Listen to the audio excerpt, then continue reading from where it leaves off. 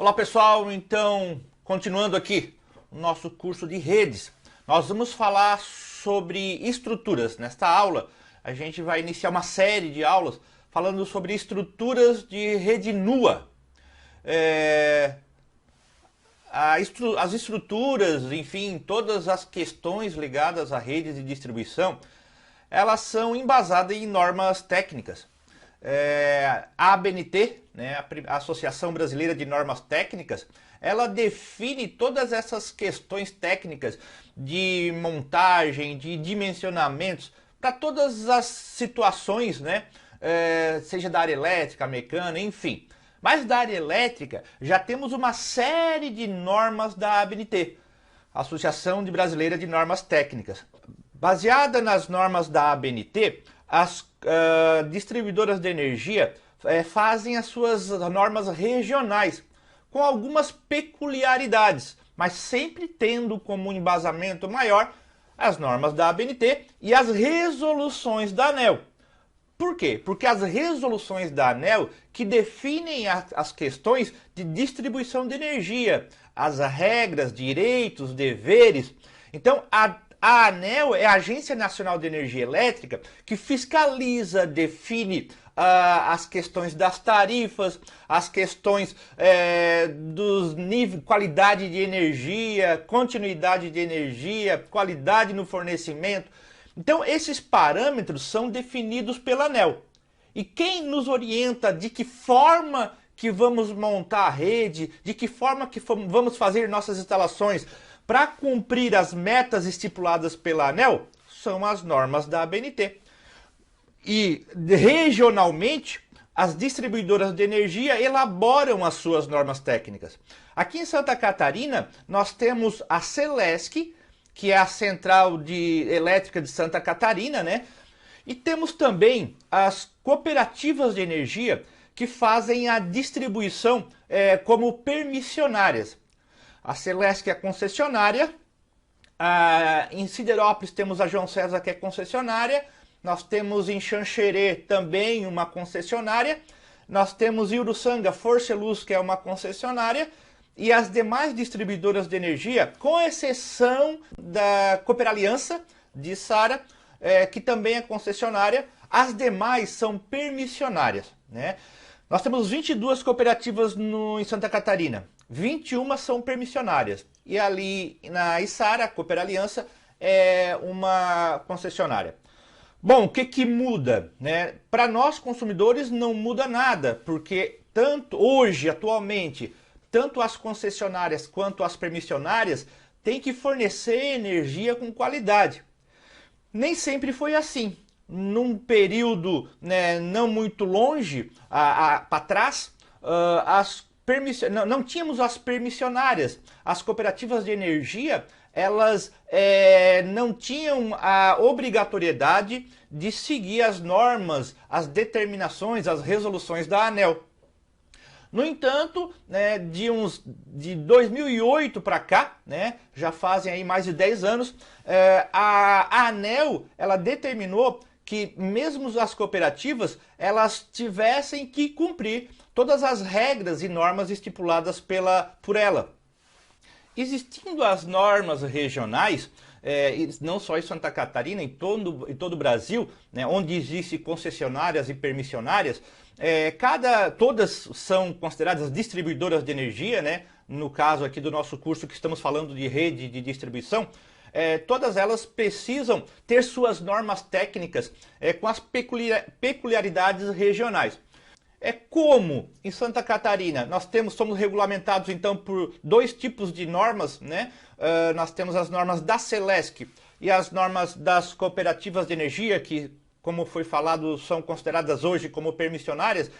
Apesar de parecidas, existem peculiaridades, né? E nós aqui no nosso curso de redes, nós vamos estar abordando as duas normas. Inicialmente, vamos estar focando no nosso curso de rede nas nossas normas regionais aqui de Santa Catarina. E depois a gente vai estar abordando, né, outras normas de outras concessionárias com suas peculiaridades. Apesar que todas estão embasadas nas normas da ABNT e normas da ANEEL. Nós vamos nesta primeira fase, nessa primeira etapa, nós vamos falar das normas da FECUERUSC, das Cooperativas de Energia de Santa Catarina. Quando se fala em estrutura, a FECUERUSC, né, ela padronizou a FECO D01, né? Como você pode ver aqui, a FECO D01 fala sobre rede de distribuição aérea urbana e rural. Todas as cooperativas de Santa Catarina, no total de 22 cooperativas, elas usam a FECO D01 como referência. Tivemos oportunidade de contribuir na elaboração dessa norma. Em 2008 ela começou a ser elaborada e a gente teve ali a oportunidade de participar dessa elaboração. Essa norma inicialmente demorou 2 anos para ser construída.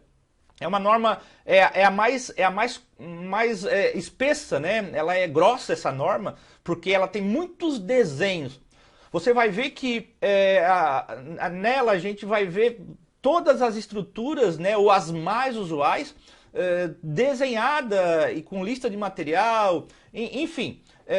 No decorrer da aula você vai observar, né, como que funciona a FECO D01, né, a norma da FECUERUSC, que pertence, na verdade, a FECUERUSC é a Federação das Cooperativas de Santa Catarina, né? Vamos falar então um pouquinho da FECO D01. A FECO D01, ela já fala, iniciando, né, sobre que cabe à distribuidora vistoriar a entrada de serviço de energia elétrica até a medição. Então a responsabilidade, né, seja a cooperativa, seja a Celesc, seja a CEMIG, seja qualquer distribuidora de energia, ela tem a obrigação de vistoriar, fiscalizar a rede de energia até a medição. Não cabe à distribuidora as instalações internas. Não é de responsabilidade, né, e não é obrigação da distribuidora estar verificando as instalações internas. Na verdade, sugere-se que não faça isso, né? Não faça isso. Por que a gente sugere que não faça isso, que não faça a vistoria ou nem mesmo adentre a unidade consumidora, né, daquele cliente, daquele consumidor? Porque uma vez que tu vai, de repente, tentar ajudar lá aquela unidade consumidora, porque deu um problema lá no disjuntor interno, quando se toca, quando se faz algum procedimento, de certa forma se assume a responsabilidade. Se porventura vier a dar algum problema posterior, quem mexeu por último muitas vezes vai levar ali a responsabilidade, né? Então, como a ANEEL determina que a responsabilidade é até a medição, né? Então é até a medição. É até onde os nossos olhos alcançam, né? Claro que a gente não pode ser negligente, né? Não pode ser omisso. Se tu tá na medição, vistoriando a medição e percebeu que o ramal de entrada que está entrando lá na casa, ele está derretendo lá na entrada da casa, tu não pode ser omisso, né? Então até onde os nossos olhos alcancem, né, da medição. Essa é a sugestão e, na verdade, o que as normas determinam, né, no que diz respeito à vistoria da rede de distribuição de energia.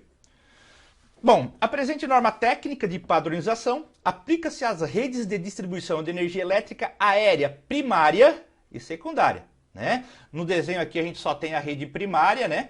Que são esses que está aqui na cruzeta, os cabos esticados na horizontal, né? Mas temos também aqui a rede secundária. Vamos ver em próximas fotos, né? A rede secundária. Essa norma abrange tanto a rede primária quanto a rede secundária, né? De condutores nus.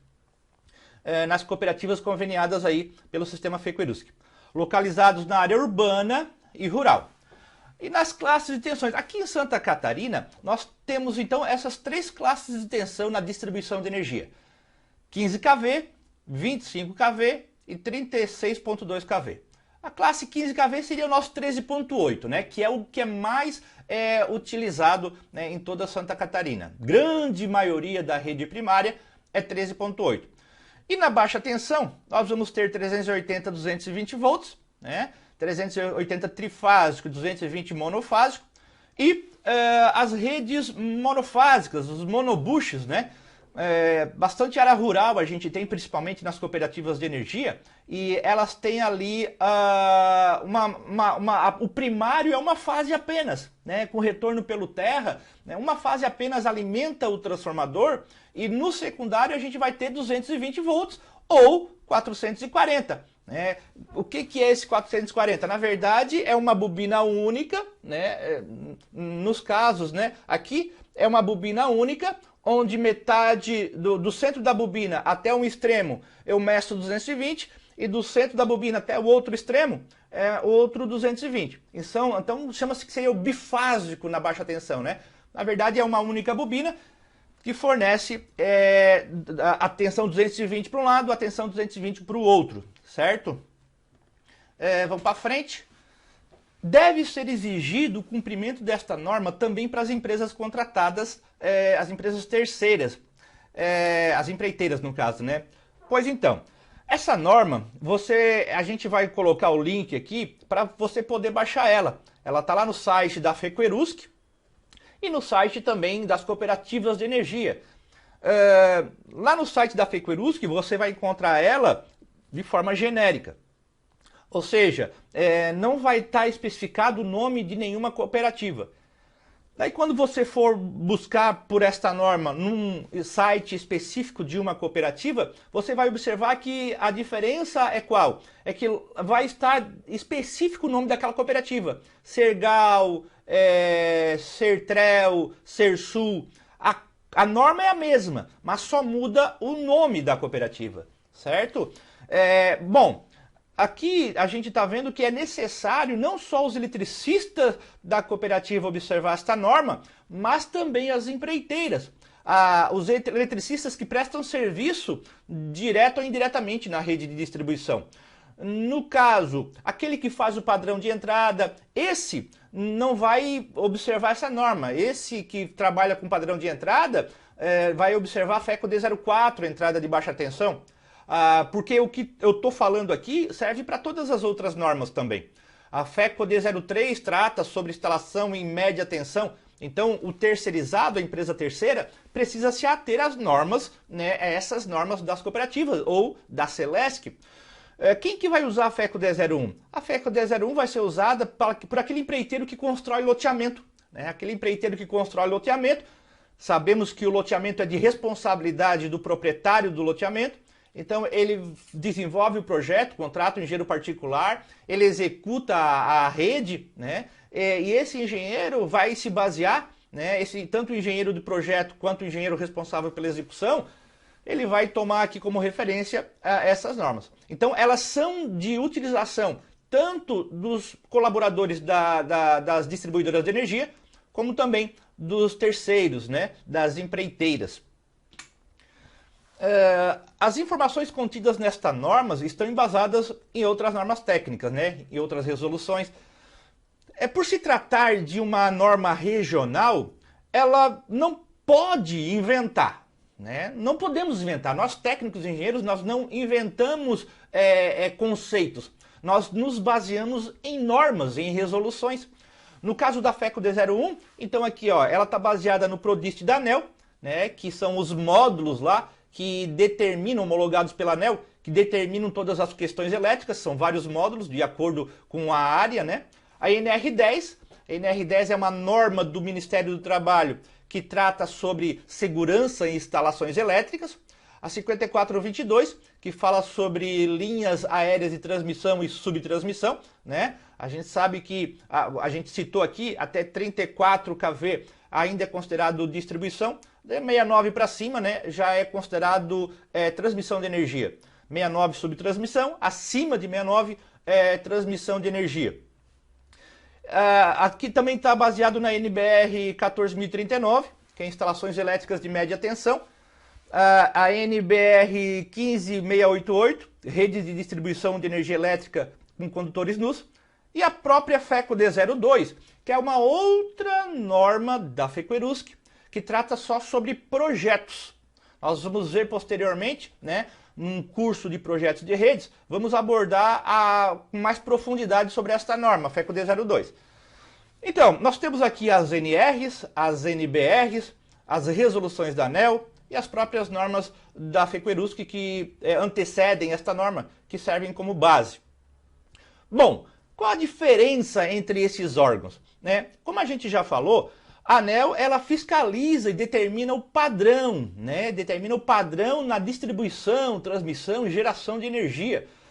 Ela determina as tarifas também, enfim, as questões legais, né, de como essa energia tem que ser distribuída com qualidade, né, e de forma adequada. As NRs, aqui NR10, né, poderíamos também falar da NR35, que também é uma norma de segurança no trabalho em altura, são normas do Ministério do Trabalho. As NRs são leis, e como leis, ela precisa ser cumprida, porque se não forem cumpridas, se está passível de pagar uma multa, de pagar uma penalidade. Então as NRs são leis, é obrigatório o seu cumprimento. As NBRs não são leis, são normas feitas pela ABNT, como a gente viu anteriormente, Associação Brasileira de Normas Técnicas. Como é uma associação, não é um órgão governamental, não existe a obrigatoriedade de a gente seguir, certo? Entre aspas. Por quê? Porque lá na NR10, por exemplo, quando a NR10 fala sobre um assunto que eu venho a lembrar aqui, aterramento. Quando ela fala sobre aterramento, ela diz assim, ó, é necessário que sejam cumpridos as normas técnicas brasileiras e, na ausência, buscar por normas internacionais, normas técnicas internacionais. Olha só, então uma lei, que é a NR10, por exemplo, ela diz que nós precisamos nos embasar nas normas técnicas brasileiras. Quais são as normas técnicas brasileiras? As normas da ABNT. E se porventura não encontrarmos o que precisamos lá nas normas da ABNT, precisamos buscar pelas normas internacionais, as IECs, né? Nós temos, não comentamos aqui, né, mas temos as IECs, as normas internacionais, que é diferente de uma norma estrangeira. Qual a diferença de uma norma internacional para uma norma estrangeira? Lá na França, eles têm as normas específicas deles. Para nós, são normas estrangeiras. Nos Estados Unidos, da mesma forma. Eles têm normas específicas deles, que para nós são normas estrangeiras. Algumas das normas estrangeiras, pela sua qualidade, elas acabam sendo utilizadas por outros países, chegando num nível a ser considerada como uma norma internacional. E ela recebe, então, a denominação de IEC, né? São normas internacionais. Nós usamos, né, inclusive em algumas normas da FECUERUSC, e vai estar escrito lá, IEC, né, e o nome, e o número da norma, falando que aquela norma regional brasileira está baseado numa IEC. Poderíamos ainda encontrar o termo NBR-IEC e o número, né, específico. O que representa quando encontramos lá na norma descrito NBR-IEC? Representa que é uma norma brasileira que tomou posse, talvez não seja o termo certo, mas que usou de uma norma internacional, traduziu e usa aqui nas nossas instalações brasileiras. Então, só que nós não podemos fazer plágio. Fazer plágio é crime. Então é necessário deixar o termo dela original. IEC 8.424, certo? E botamos a NBR na frente, porque para deixar claro que a gente traduziu esta norma e usa aqui como nas nossas instalações no Brasil.